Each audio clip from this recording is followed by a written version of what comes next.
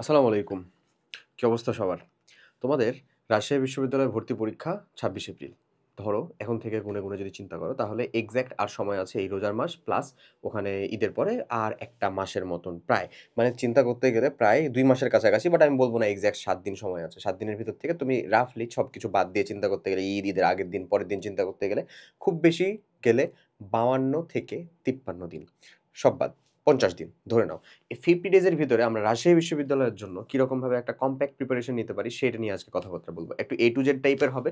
লেখালেখির পরিমাণটা বোধহয় খুব বেশি নাই, বাট স্টিল এখান থেকে প্রত্যেকটা জিনিসের একটু ব্যাখ্যা করব, হ্যাঁ? কারণ আমি রাজশাহী বিশ্ববিদ্যালয়ে ভর্তি পরীক্ষা নিজে দিছিলাম। সেখানে প্লেসও করতে পারছিলাম। সো আশা করি যদি শুনো আমি যেরকম জিনিসটা ফলো করছিলাম, তুমি যদি সেটাকেও কিছুটা ফলো করতে পারো, হোপ সো একটা ভালো ফলাফল বের করে নিয়ে আসার চান্স আছে। ওকে, সো প্রথমেই চলো রাজশাহী বিশ্ববিদ্যালয়ে ভর্তি পরীক্ষার কোয়েশ্চেন প্যাটার্নটা আমরা মোটামুটিভাবে জানি যে আমাদের ফিজিক্স, কেমিস্ট্রি, এই যে আমাদের ফিজিক্স, কেমিস্ট্রি, ম্যাথ বায়োলজির অংশ থেকে যেকোনো একটা দাগাতে হবে, অথবা একসাথে একটা ম্যাথ প্লাস বায়োলজি অংশটাও দাগানো যায়। সো কোনটা কে অংশ দাগানোর প্রিফারেবল করবা, কোনটা সে বেশি ভালো করবা, এখানে কিন্তু 25 করে প্রত্যেকটা পোর্শনে ফিক্সড 25 মার্ক দিতেই হবে, ফিক্সড 25 মার্ক দিতেই হবে। ম্যাথ বা বায়োলজি যেকোনো একটা দিতে পারো, 25 হয়ে গেল তাহলে 75, অথবা ম্যাথ প্লাস বায়োলজি ওখানে 25টা আসে সেটা দিতে পারো। তো আলটিমেটলি 75 হলো। আইসিটি থাকবে মাত্র 5 মার্কের। টোটাল 80টা কোয়েশ্চেন 1.25 করে 100 মার্ক জিপিএ আছে, বাস শেষ, আর তো কিছু না, তাই না?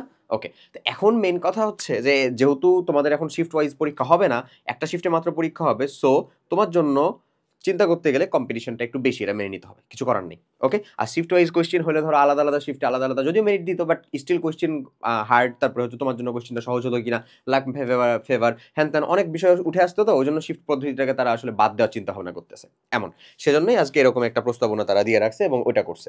তো আমি এখন তোমাদের প্রথম যে পয়েন্টটা আসলে কথা বলতে চাই সেটা হচ্ছে তুমি অলরেডি বেশ কিছু ভর্তি পরীক্ষা দিয়ে ফেলছো, হ্যাঁ? সো বেশ কিছু ভর্তি পরীক্ষা দিয়ে দেওয়ার ফলে তোমার ফলাফল আর কি আশানুরূপ হয়নি বলেই কিন্তু তুমি এখন রাজশাহী বিশ্ববিদ্যালয়ের প্রিপারেশন নিতে চাচ্ছ, প্লাস তুমি এই ভিডিওটা দেখতেছো।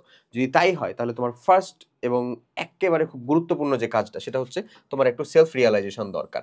এখন তুমি আমাকে বলতে পারো, ভাই সেলফ রিয়ালাইজেশন কি করবো? প্রত্যেক দিন করি করি হতাশ হই, খারাপ লাগে, আর কিচ্ছু না। ভাই আমি বলবো যে সেলফ রিয়ালাইজেশন নিজের ইমপ্রুভমেন্টের জন্য, না হতাশ হওয়ার জন্য, না খারাপ লাগার জন্য, না অন্য কারো কথা শুনে নিজের সেলফ রিয়ালাইজেশন করার জন্য।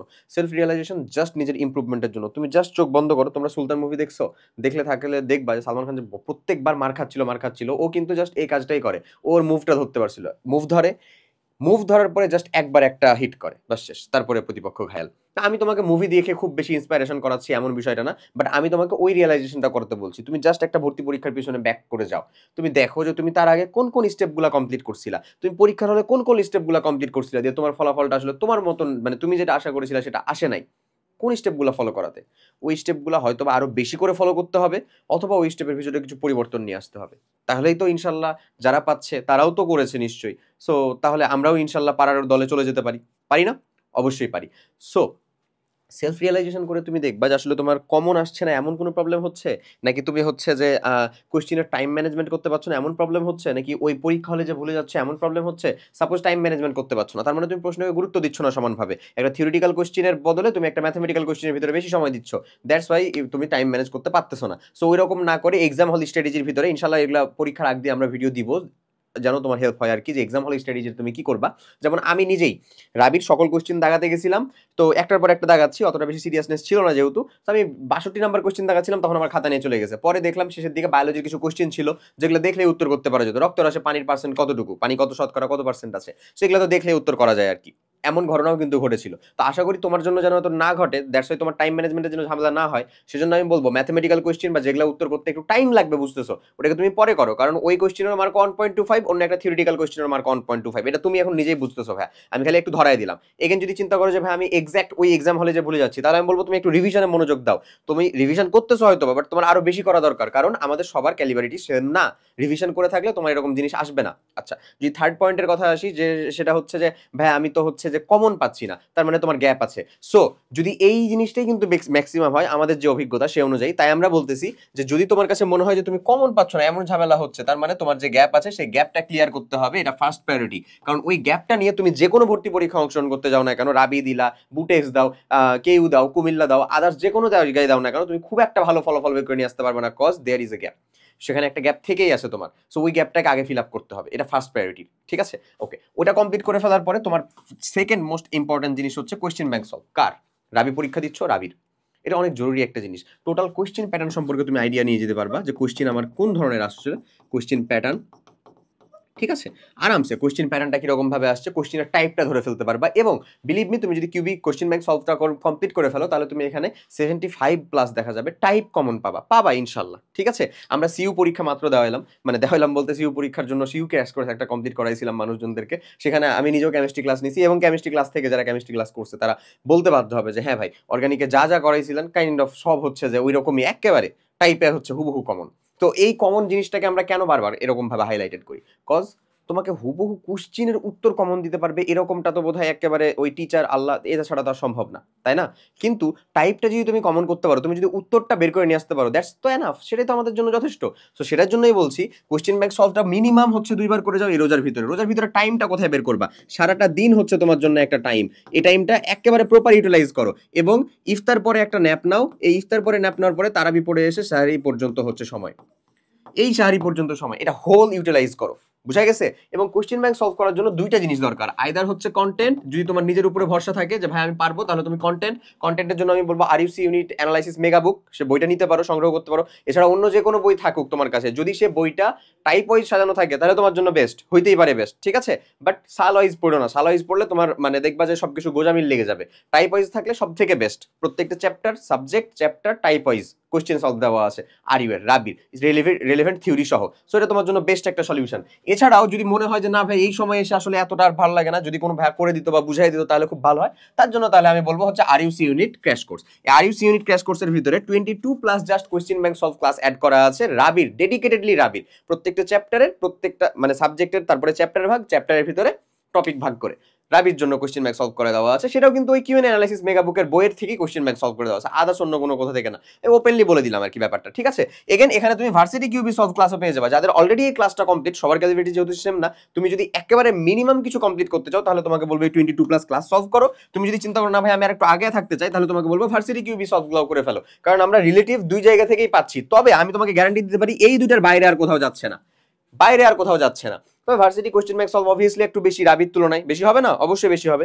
এগেন তারপরে তুমি চলে আসবা হচ্ছে আরইউসি ইউনিট অ্যানালাইসিস মেগা বুক। এখন একটা ক্লাস 1.5 ঘন্টা বা 1 ঘন্টার, এই ক্লাসের ভিতরে তো কখনোই তোমাকে এতগুলো কোশ্চেন সলভ করানো পসিবল হবে না। তাহলে তুমি করবা কোনটা? সব যদি তোমাকে এখানে করাই দিবে, তোকে করতে হবে ভাই হচ্ছে এইটা, আরইউসি ইউনিট অ্যানালাইসিস মেগা বুক থেকে পড়া। তারপরে পরের টাইমটাতে মিনিমাম এই যে শুক্রবারের একটা করে সময়, সেই পবিত্র দিনে তুমি হচ্ছে আরইউসি ইউনিট অ্যানালাইসিসের মেগা বুক থেকে আরইউসি ইউনিট অ্যানালাইসিস যে স্ট্যান্ডার্ড এক্সামগুলো, সি ইউনিট স্ট্যান্ডার্ড এক্সামগুলো, সেগুলোর ভিতরে পার্টিসিপেট করো। সো তোমার হোল প্রিপারেশন কিন্তু অল ইন অন এখান থেকে হয়ে যায়।